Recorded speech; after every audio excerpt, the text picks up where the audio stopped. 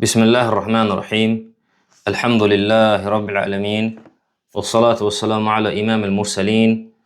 Ve ala alihi ve ashabihi ecma'in. Amma ba'du. Esselamu aleykum ve rahmetullahi ve berekat. Sonra müəllif İbnül Qayyim rahimehullahu teala bir qədər haşiyə çıxdıqdan sonra yenə də 5 mühüm işin əmr olunduğu hədisin şərhinə qayıdır. Biz bu hədisdən gəldik çatdıq 3-cü əmr olunan mühüm işə.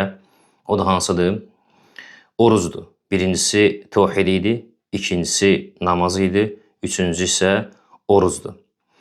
Və Rasulullah sallallahu aleyhi və səlləm Yəhya aleyhisselamın dilindən buyuraraq deyir ki, Yəhya aleyhisselam Bəni İsrailə belə buyurdu. Allah subhanahu və teala sizlərə oruç tutmağı buyurub. Və həqiqətən də oruç tutan bir kişinin misalı üzərində gözəl qoxu olduğu halda bir dəstə cəmaatın içərisində oturan kişinin misalına bənzəyir. Belə ki, o gözəl qoxu həm onun özünü xoşhal edər və həm də içərisində olduğu cəmaatı xoşhal edər. Və həqiqətən də oruc tutanın iyi, oruc tutanın qoxusu Allah subhanahu və teala yanında miskin qoxusundan daha gözəldir. Peyğəmbər sallallahu aleyhi və səlləm hədisin bu hissəsində bizə nələri çatdırmaq istəyir? Bizə hansı mesajı, hansı mənanı vermək istəyir? Burada Rasulullah sallallahu aleyhi və səlləm oruç tutanı üzərində gözəl qoxu olan birisinə bənzətdi. Gözəl ətir vuranın adətən cəmaat içərisində bilinmədiyi kimi oruç tutanın da onun orucu cəmaat içərisində, cəmaat tərəfindən bilinmir. Yəni, bu bir bənzətmədir. Necə ki, gözəl qoxudan istifadə edən adətən cəmaat tərəfindən bilinmir. Ortada bir gözəl qoxu var, lakin onun sahibi bilinmir kimdir. Oruç tutan da bu cürdür. Sən oruclusan, lakin içində olduğun cəmaat tərəfindən oruç tutduğun bilinmir. Bu bir bənzətmə idi Peyğəmbər sallallahu aleyhi və səlləm tərəfindən. Bu bənzətməni anladıq, başa düşdük. Amma bu hədisdə bir gözəl bənzətmə daha var. Nədir o bənzətmə? Bir toplum öz aralarındakı, İbn Qayyim deyir ki, bir toplum öz aralarındakı gözəl qoxulu birisindən necə xoşhal olurlarsa, onların arasında mövcud olmasından necə xoşhal olurlarsa, oruç tutan da bu cürdür. Oruç tutan da bu cürdür.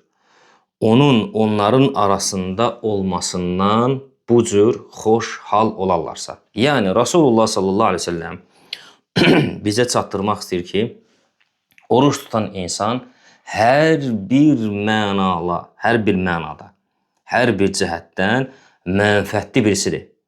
Necə ki, gözəl qoxulu birisi bir dəstənin içərisində olarsa, əgər o dəstə onun gözəl qoxusundan necə mənfətlənərlərsə, necə xoşhal olarlarsa, gözəl oruç tutan da hansı cəmaatın, hansı dəstənin içərisində olarsa, onun sözündən və əməllərindən onlar mənfəətdən başqa bir şey görməzlər.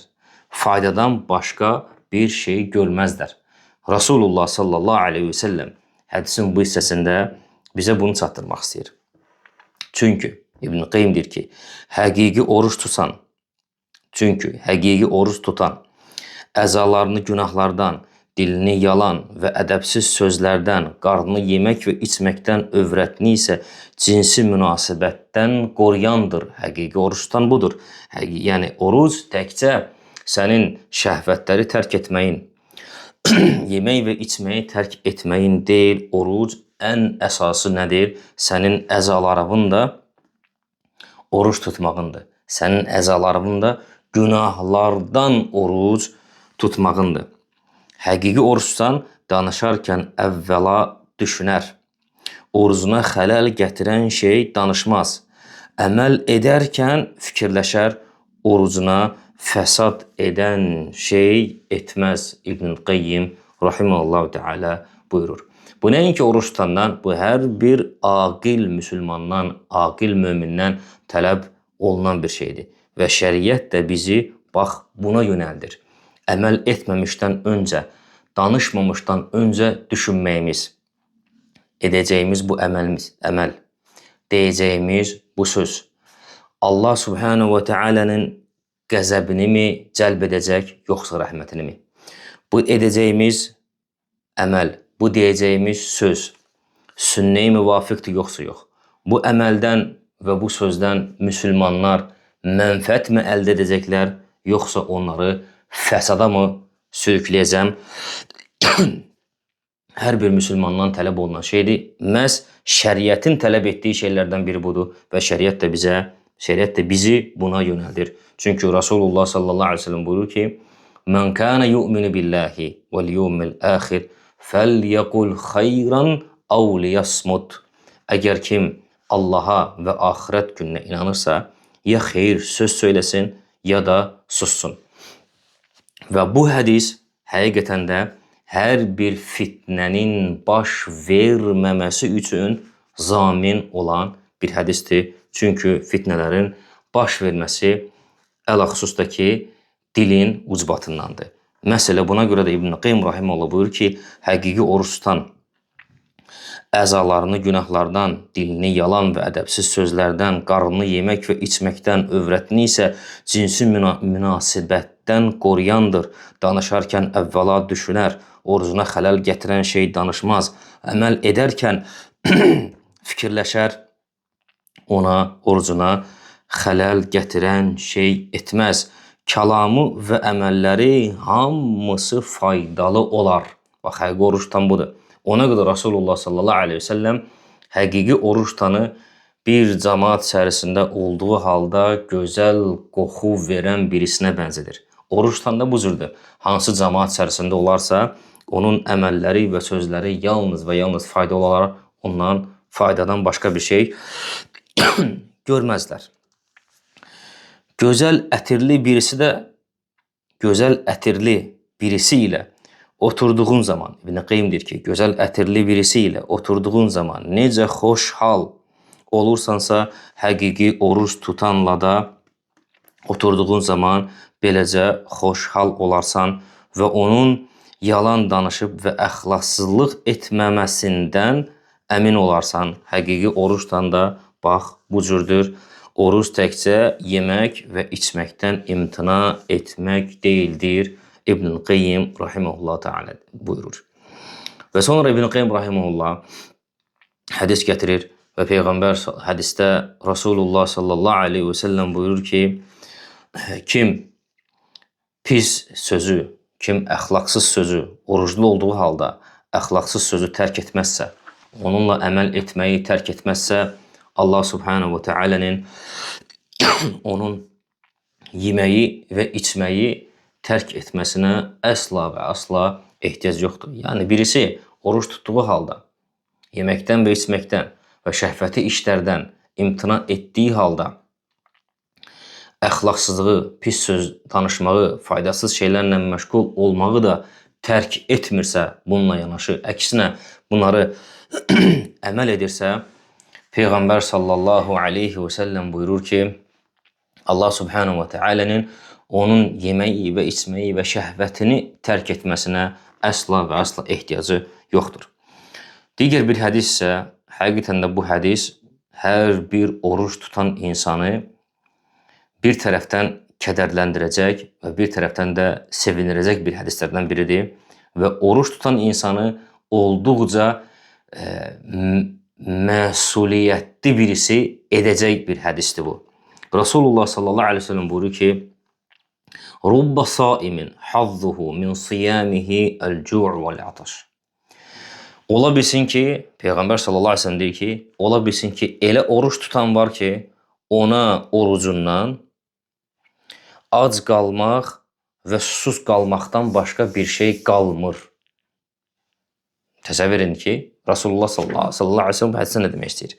Yəni, elə bir oruç tutanlar olacaq ki, elə bir oruç tutanlar var ki, sübh namazının azanı verildiyi vaxtdan ta məğrib azanı verilənə qədər yeməkdən, içməkdən imtina edir. Şəhvəti işlərdən imtina edir. Lakin ona orucdan heç bir əcir hasil olmur. Ona qalan nədir? Ona qalan yalnız o orucundan əldə etdiyi aclıq və susuzluqdan başqa bir şey qalmır. İndi fikir verin bu hədisə. Bu hədis həqiqətən də bu hədisdə böyük bir təhdid var. Böyük bir təhdid var. Elə bir qism insanlar olacaq ki, onlar orucun əzrindən heç bir şey almayacaqlar. Orucdan onlara heç nə qalmayacaq. Yalnız aclıqdan və susuzluqdan başqa bir şey qalmayacaq. Bəllidir ki, oruc elə bir ibadət növüdür ki, onun həm dünya mənfəəti var insan üçün, həm də axirət mənfəəti var. Dünya mənfəəti nədir? Dünya mənfəəti necə hədisdə buyurulub ki, Peyğəmbər sallallahu aleyhi ve sellem oruc tutan insanların qiyamət günü o cənnətə daxil olarkən oruc tutanların Rayyan adında qapıdan cənnətə daxil olmalarıdır. Və başqa bir hədisdə isə Peyğəmbər sallallahu aleyhi ve sellem buyurub ki, Allah subhanahu wa ta'ala deyir ki, qulum mənə görə yeməkdən, içməkdən və şəhvətindən imtina etdi, bunları tərk etdi, onun əcrini mən verəcəm. Fikir verin bu hədisə. Bu hədisdə Peyğəmbər sallallahu aleyhi ve sellem oruç tutanın əcrini zikr etmədi. Demədi ki, qulum mənə görə yeməkdən, içməkdən və şəhvəti işləri tərk etdi, onun əcri falandır. Yəni, müəyyən bir əcr zikr olunmadı hədisdə. Allah subhanahu ta'ala deyir ki, bu işləri o mənə görə tərk etdi, onun əcrini də mən verəcəm. Və bilin ki, şəriətdə də belə bir qayda var.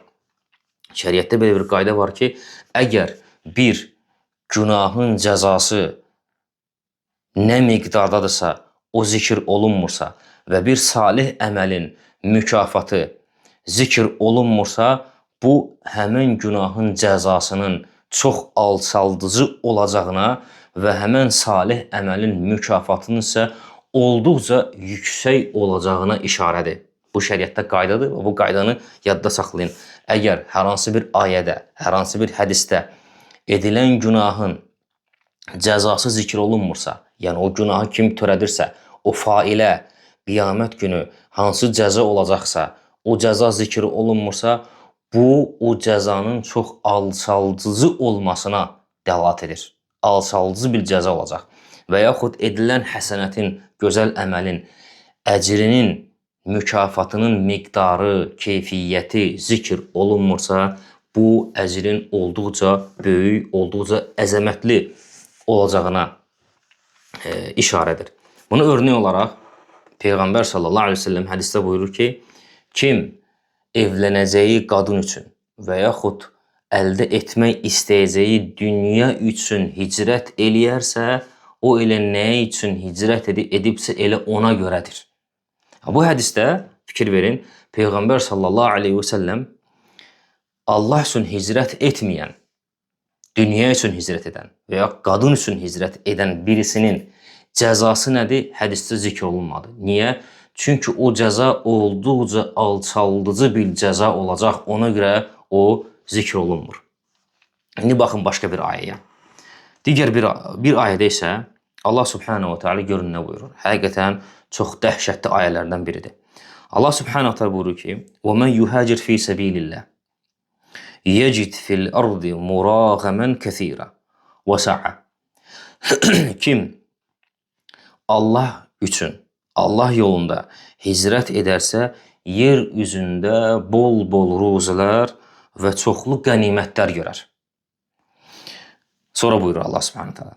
وَمَنْ يَخْرُجْ مِنْ بَيْتِهِ مُهَاجِرًا إِلَى اللّٰهِ وَرَسُولِهِ ثُمَّ يُدْرِكْهُ الْمَوْتُ فَقَدْ وَقَعَ أَجْرُهُ عَلَى اللّٰهِ. Kim evindən mühacir olaraq çıxarsa, Allaha və Rasuluna hicrət etmək məqsədi ilə evindən çıxarsa və yarı yolda ölüm onu haqlayarsa, ölüm ona gəlib çatarsa, hicrəti tamamlanmazsa, fəqad vaqa'a əcruhu alallah, onun əcri qalıb Allaha. Əcri nə qədərdir? Zikr olunmadı ayədə. Niyə zikr olunmadı? Çünki qaidədir. Əgər əcr zikr olunmursa, o əcrin əcr zikr olunmursa, o əcrin əzəmətli olacağına işarədir. Və bilin ki, bu ayə Məkkədə qaldığı halda, yəni bütün sahabələr, bütün mühacirlər hicrət edir. Peyğəmbər sallallahu əleyhi və səlləm Məkkədən Mədinəyə hicrət edirlər. Məkkədə yalnız zəiflər qalır. Və o zəiflərin də arasında bir sahabə olur və bu ayə də həmin sahabəyə görə nazil olur və sahabə olduqca qoca, ömrünün ən ixtiyar çağlarında yaşayan sahabələrdən biri olur. Çox yaşlı olur. Belə ki, yerimə və öz ehtiyaclarını ödəmə belə həmin insan üçün çox çətin olur. Sahabənin adı Cunda ibn Damra adında sahabə olur. Və Peyğəmbər sallallahu əleyhi və səlləm hicrət etdikdən sonra, bütün sahabələr hicrət etdikdən sonra müşriklərin arasında yaşamaq, onların arasında iqamə etmək onun üçün olduqca ağır olur. Və Peyğəmbər sallallahu əleyhi və səlləm eşqindən onu görmədən yaşaya bilmir. Belə ki, hətta insan öz yerindən qalxıb yeriməyi belə zorlanır. Çətin olur onun üçün. Və öz ətrafındakı insanlara xahiş edir ki, məni çıxardın səhraya. Çıxardın, qoyun səhraya. Mən səfər edib, gedib Mədinəyə çatacam və Peyğəmbər sallallahu aleyhi və səlləmə qovuşacam. Və onu öz oturacağı ilə bir yerdə qoyurlar səhraya ki, getsin Peyğəmbər sallallahu aleyhi və səlləm çatsın. Lakin insan biraz səfər etdikdən sonra yaşlı olduğu üçün ağır şəraitdir. İndinin özündə belə Mədinədən Məkkəyə səfər müasir nəqliyyat vasitəsilə belə 4-5 saatlıq yoldur. O ki qalmışdı 1400 il bundan qabaq. Və insan heç biraz yerimədən ölüm onu haqlayır və əcəl gəlir ona çatır və Allah subhanahu wa ta'ala əllərini açırdı ki, ya Rabbi, mən bunu bacardım, bunu etdim və bu mənim əlim, bu da Peyğəmbər sallallahu aleyhi ve sellemin əli və sən onu nə ilə göndərmisənsə, onun üzərində ona beyyət eləyirəm. Onun üzərində ona beyyət eləyirəm və bu cürdə ölür və onun bu ölümünə müşriklər sevinir. Sevinir ki, yəni bu səfərini yarımçıq qaldı və onun əcrinin yarımçıq olduğu və yaxud o heç əcr almadı belə, hətta müsəlmanlar belə bu cür düşünürlər və onun ölümündən sonra, onun bu cür əməlindən sonra Allah subhanahu wa ta'ala həmən bu ayələri nazil eləyir. Uca Allah subhanahu wa ta'ala buyurur ki, kim Allah üçün hicrət eləyərsə, yer üzündə çoxlu qənimətlər görər, çoxlu ruzular görər və kim evindən Allaha və Rasuluna hicrət etmək üçün mühacir olaraq evindən çıxar. Yarı yolda ölüm onu haqlayarsa, onun əcri qalıb Allaha. Onun əcrini ancaq Allah verəcək. Yəni, onun haqqında düşünülür ki, o əcr əldə etmədi. Hicrəti yarımçıq qaldı.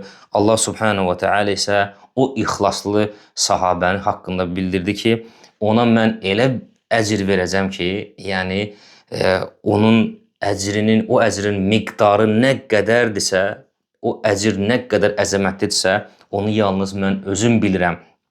Ayə bax, bizə bunu bildirir. Əl-mühim, yəni şəriətdə bu bir qaydadır. Əgər bir günahın cəzası zikr olunmursa, o cəzanın olduqca alçaldıcı olmasına dəlalət edir və bir əcrin də, bir həsənətin də, bir salih işin də əcri zikr olunmursa, o əcrin böyük olmasına dəlalət edir.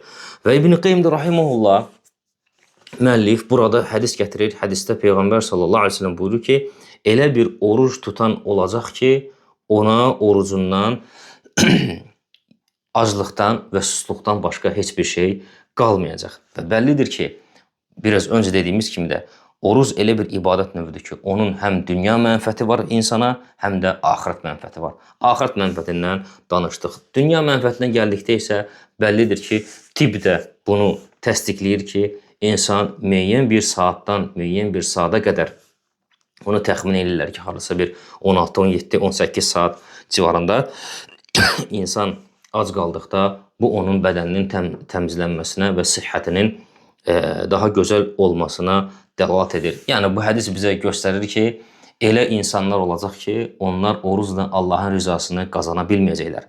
Allahın oruc tutana ayıracağı əcri ala bilməyəcəklər. Onların alacaqları şey nə olacaq? pəhrizdən başqa bir şey əldə edə bilməyəcəklər. Ona görə də İbn Qayyim rahimehullah buyurur ki, həqiqi oruc əzaların günahlardan, həqiqi oruçdan, əzaların günahlardan, qarnını yemək və içməkdən, övrətin isə cinsi münasibətdən uzaq durmasıdır. İbn Qayyim deyir ki, yemək və içmək orucu korladığı kimi günahlar da onun orucun əcrini korlayar və hətta onu yox olacaq bir səviyyəyə gətirib çıxarar. Yəni, insan oruclu olduğu halda asiliklərə yol verməsi bu hətta o səviyyəyə gəlir çıxır ki, insanın orucunun yox olacaq səviyyəyə gətirir çıxarır. Sonra İbn Qayyim rahimehullah buyurur ki, o ki qaldı oruç tutanın ağzından gələn qoxunun ətir iyinə bərabər olmasına alimlər bu barədə ixtilaf etmişlər. Yəni, bəllidir ki, oruç tutan birisinin oruç tutduğuna görə ağzından fərqli bir qoxu gəlir. Hədisdə də varid olub ki, Peyğəmbər sallallahu aleyhi ve sellem deyir ki, oruç tutanın ağzından gələn qoxu nəyə bərabərdir? Miskə bərabərdir. Alimlər bu hədisin məfhumu barəsində İbn Qayyim rahimehullah deyir ki, ixtilaf ediblər. Həqiqətən də oruç tutanın ağzından gələn qoxu miskə bərabər olması dünyaya aiddir, yoxsa axirətə aiddir? Alimlərdən bəziləri deyiblər ki, bu həm dünyaya, həm axirətə aiddir.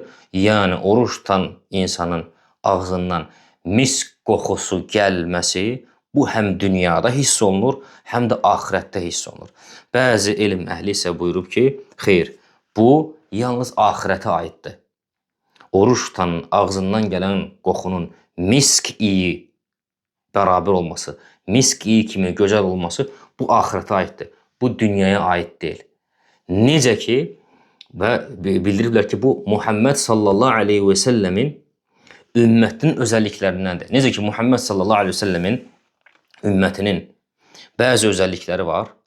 Misal üçün, bizim ümmətdən dəstəmaz alan insanlar, dəstəmaz aldığı əzaları, qiyamət günü dəstəmaz alanlar gəldikdə nə cür gələcəklər? Dəstəmaz əzaları parlayacaq. Alınları, əlləri, ayağı, dəstəmaz əzaları hansı əzalar, üzvlərdirsə, onlar parıldayacaq. Şəhidlər qanları axaraq gələcək.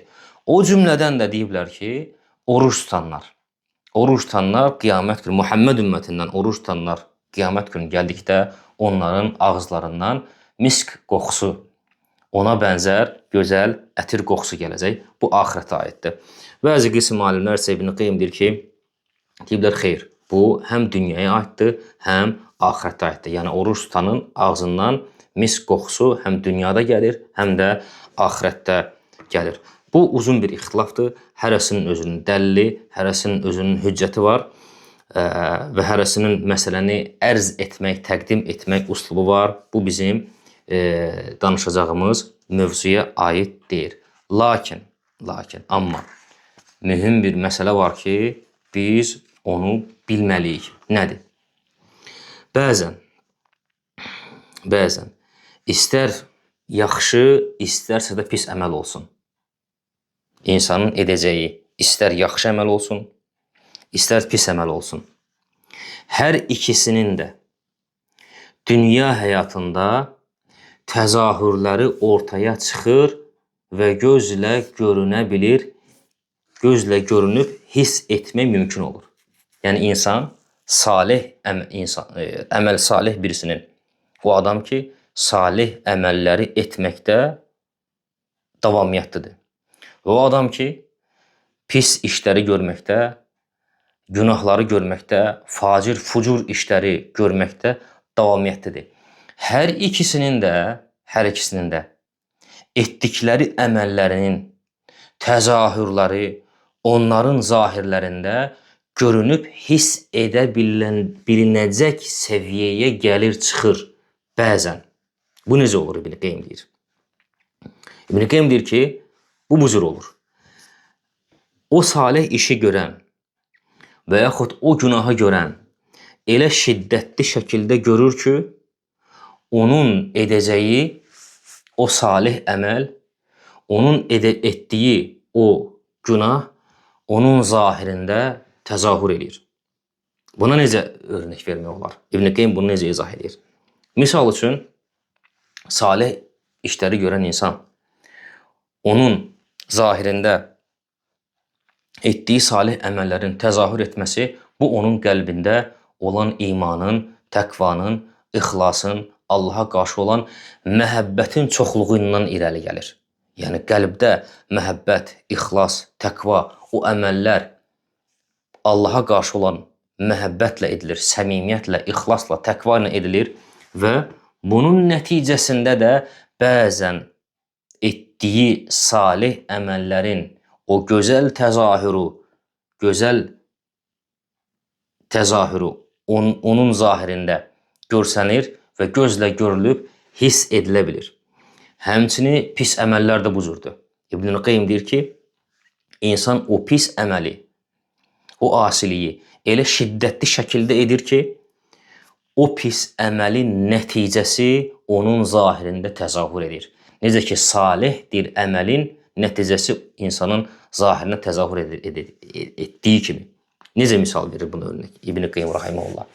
Misal üçün, müəyyən zamanlar var və müəyyən məkanlar var və müəyyən zatlar var ki, onlarla ediləcək asiliklər adi asiliklər kimi qəbul edilmir. Misal üçün, zamana misal örnek olaraq, Ramazan ayı, hal-hazırda Ramazan ayıdır. Ramazan ayında edilən salih əməllər 2 qat hesablanır. Ramazan ayında edilən asiliklər də 2 qat hesablanır. Ramazan ayında içilən içki ilə ayrı vaxtda içilən içki bir deyil. Ramazan ayında billah edilən zina ilə başqa ayda edilən zina eyni deyil. Ramazan ayında törədilən qətil, oğurluq, yeyilən riba, valideynlərin üzünə ağ olmaq digər aylarda edilən bu asiliklərlə bərabər deyil. Bu ayda edilən asiliklər daha şiddətli, daha pis və Allah subhanahu wa ta'ala tərəfindən 2 qat qəbul edilir. Bu zamana aiddir, məkana aid. Haram torpaqlar, Məkkə və Mədinə, orada edilən asiliklər adi şəhərlərdə, Allah subhanahu wa ta'ala'nın digər məkanlarında edilən haramlar kimi eyni şəkildə deyil. Orada edilən zülm, orada edilən haqsızlıqlar daha şiddətli və daha 2 qat hesablanır. Zatlara gəldikdə, insanın yad birisi ilə zina etməsi onun qonşusuyla, anasıyla, bacısıyla, qızıyla, qaynanasıyla edilən zina ilə eyni götürülmür. Bu şəxslərlə edilən zina adi insanla edilən zinadan daha şiddətli, daha 2 qat hesablanır.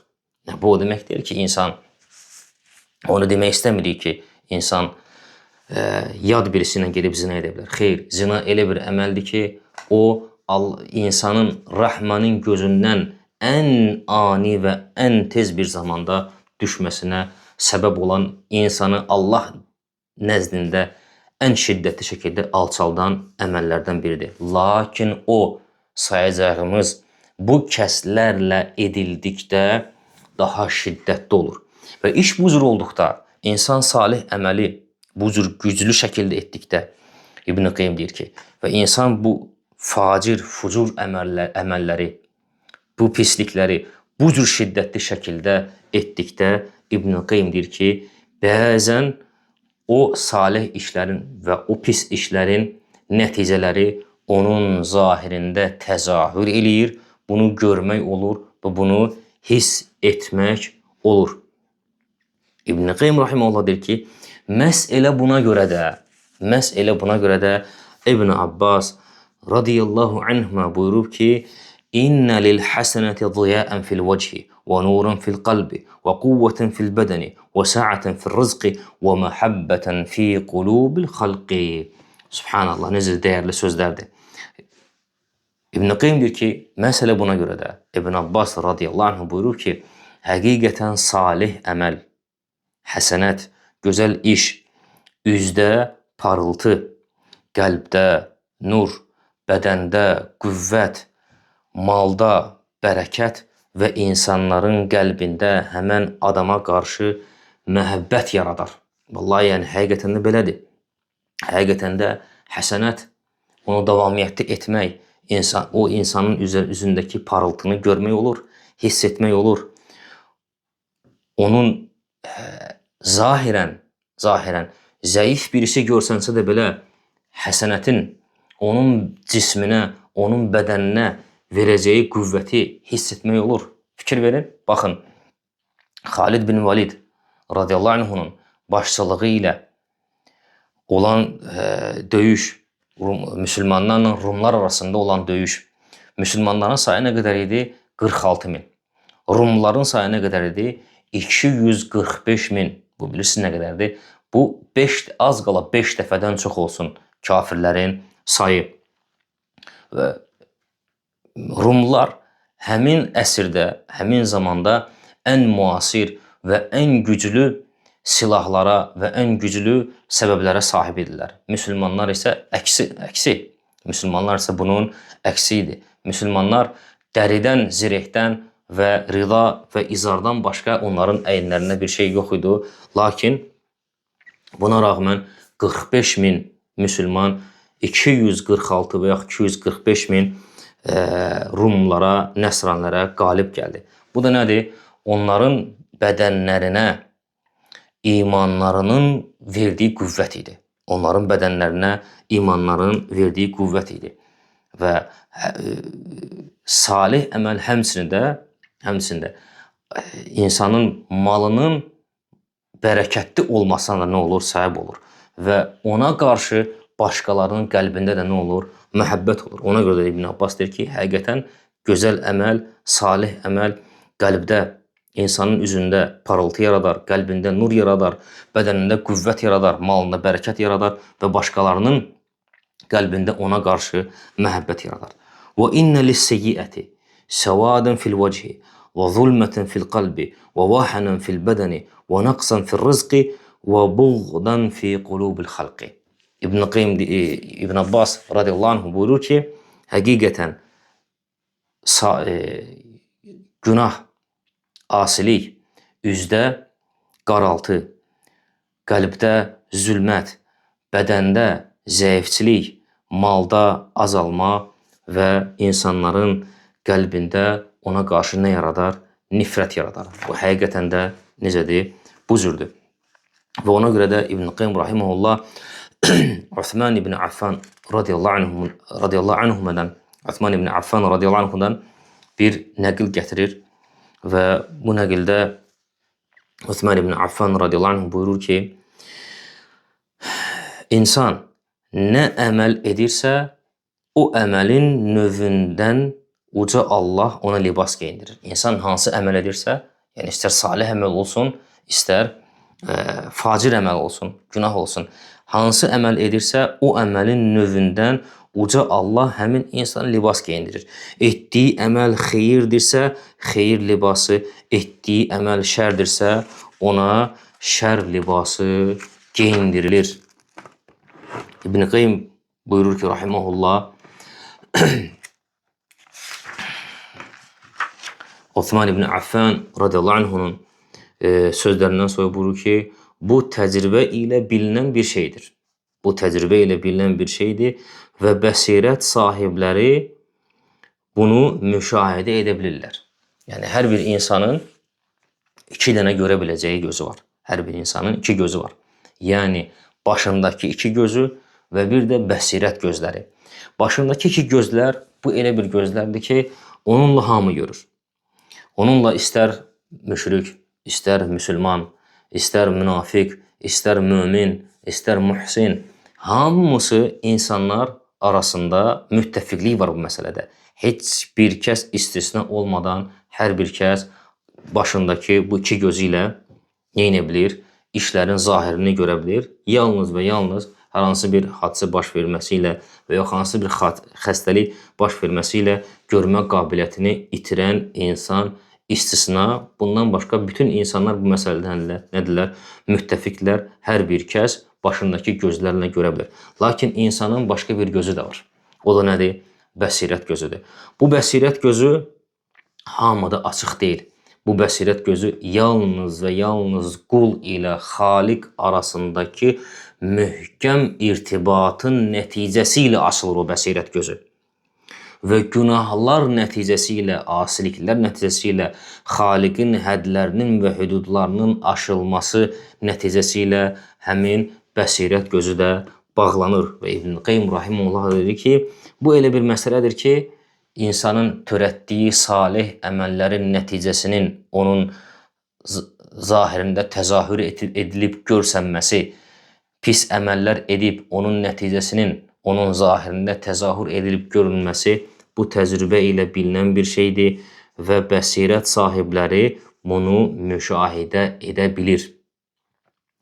Hətta İbn Qeym deyir ki, hətta bəzən elə olur ki, salih insan ətir vurmadığı halda belə ondan gözəl qoxu gəlir. Onun ruhunun gözəlliyi bədəni və libasına təzahür edir. İbn Qeym Rahimullah deyir. Fazir günahkar isə İbn Qeym deyir ki, fazir günahkar isə, günah işlər görənlər isə bunun əksidir. Bədəni təmiz, geyimi yeni olduğu halda günah səbəbi ilə ruhundan gələn pis qoxunu hiss etmək olur.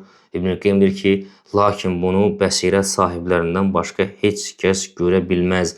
Necə ki, zökəm xəstəliyinə tutulmuş insan nə gözəl iyi, nə də ki, pis qoxunu hiss edə bilmədiyi halda. Zökəm xəstəliyinə tutulmuş birisi, yəni qrip xəstəliyinə tutulmuş birisi, ona ən gözəl qoxunu iylət, o gözəl qoxunun arxasından ən pis qoxunu iylət, o bu gözəl qoxu ilə pis qoxu arasındakı olan fərqi bilə bilməyəcək. Nə üçün? Çünki xəstə olduğu üçün. İnsan da bu cürdür. İnsan günah etməsi ilə nə edir? Özünü xəstələndirir, qəlbini xəstələndirir. Qəlbini xəstələndirməklə də nə edir? Bəsirət gözünü bağlayır, bəsirət gözünü kör edir. Yalnız başındakı gözləri ilə görə bilir. Başındakı gözləri də insana yalnız dünyanın zahirini göstərə bilir. İşlərin əslini, aslarını isə insan görə bilmir. Bu ilə kifayətlənək. Sonra İbn Qeym Rahiməhullah, müəllif, Allah ona rəhmət eləsin, əmr olunan 5 mühüm iş bu hədisin gəlir. 4-cü əmr olunan mühüm işə çatır. O da hansıdır? Sədəqədir. Bu da qalsın. Gələn dərsimizə doğrusunu Allah bilir. Elhamdülillahi Rabbil ələmin.